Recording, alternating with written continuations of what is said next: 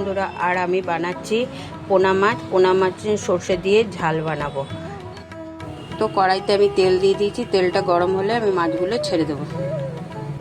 আমি পোনা মাছগুলো দিয়ে দিয়েছি ভাজতে। তো ভাজা হয়ে গেলে এরপর আমি কেমন করে করছি। মাছ ভাজাগুলো হয়ে গেছে। তো এবার আমি কড়াইতে একটু তেল দিয়ে দিয়েছি, একটু কালো জিরা দিয়ে আর টমেটো দিয়ে নেড়ে নিই। জিরা দিয়ে দিয়েছি, এরপর টমেটোগুলো ছেড়ে দেবো।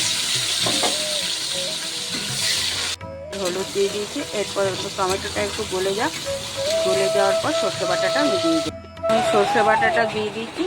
তো দিয়ে এবার ভালো করে একটু কষিয়ে নিয়ে অল্প করে জল দিয়ে দেবো।